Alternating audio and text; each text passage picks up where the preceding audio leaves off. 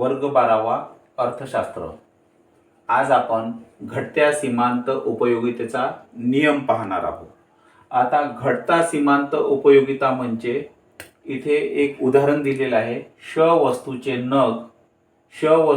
नग जसे जसे आपणास मिळते तशी तशी आपली उपयोगिता कमी होते, त्यालाच सीमांत उपयोगिता असे म्हणतात। आणि ह्या उपयोगितेची बेरीज म्हणजेच एकूण उपयोगिता असे होते।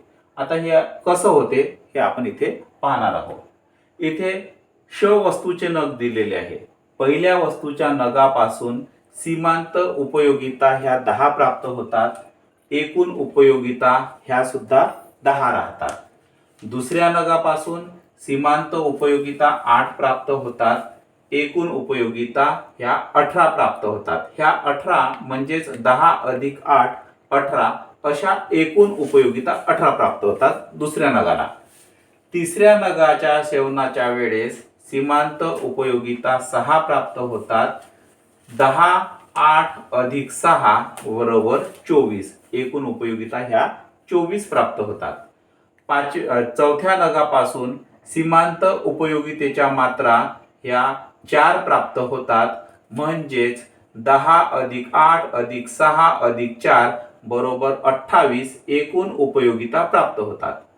पाचव्या नगापासून सीमांत उपयोगितेच्या मात्रा ह्या 2 प्राप्त होतात, म्हणजेच 10 अधिक 8 अधिक 6 अधिक 4 अधिक 2 बरोबर 30, एकूण उपयोगिता प्राप्त होतात।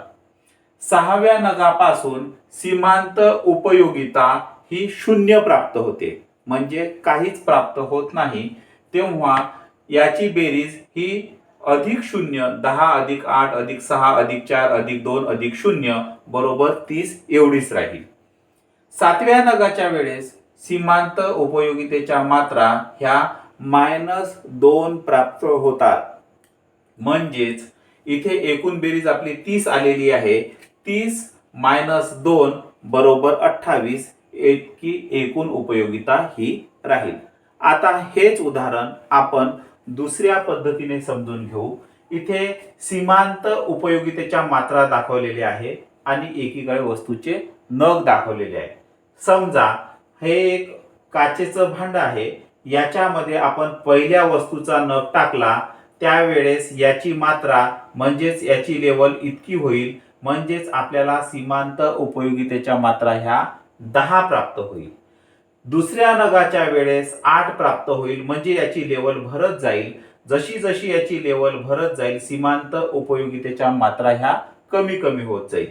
तिसऱ्या नगाच्या वेळेस 6, चौथ्या नगाच्या वेळेस 4, पाचव्या नगाच्या वेळेस 2, सहाव्या नगाच्या वेळेस 0 इथे हा भरलेला आहे आणि सातव्या नगाच्या वेळेस -2 म्हणजे इथे त्याला जागा नाही आहे, तो नग अतिरिक्त समजला जाईल म्हणून।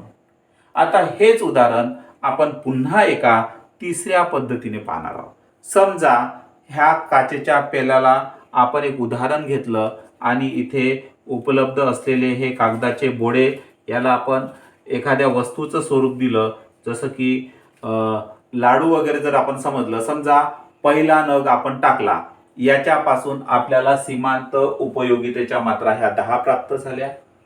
दुसरा नग टाकला तर याच्यापासून आपल्याला सीमांत उपयोगितेच्या मात्रा 8 प्राप्त झाल्या। तिसरा नग टाकला, याच्यापासून सीमांत उपयोगितेच्या मात्रा ह्या 6 प्राप्त झाल्या। चौथा नग टाकला, याच्यापासून सीमांत उपयोगितेच्या मात्रा 4 प्राप्त झाल्या। पाचव्या नगापासून सीमांत उपयोगितेच्या मात्रा ह्या 2 प्राप्त झाल्या आणि सहाव्या नगापासून सीमांत उपयोगितेच्या मात्रा ह्या 0 प्राप्त झाल्या। आता हा जो नग आहे 6वा 0 याच्यासाठी म्हटलेला आहे की हा असला काय किंवा नसला काय काहीही फरक पडत नाही, कारण हा बॉर्डर लाईनवर आहे, हा जास्तीचा आहे, अतिरिक्त आहे असं आपण याला म्हणू शकतो।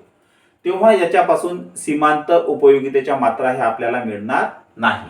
सातवा जो नग आहे याच्यापासून -2, हा सातवा नग मी इथे टाकतोय, हा पडतो खाली पडला, म्हणजेच त्याच्यापासून आपल्याला सीमांत उपयोगितेच्या मात्रा किती प्राप्त झाल्या -2, कारण त्या कमी झाल्या।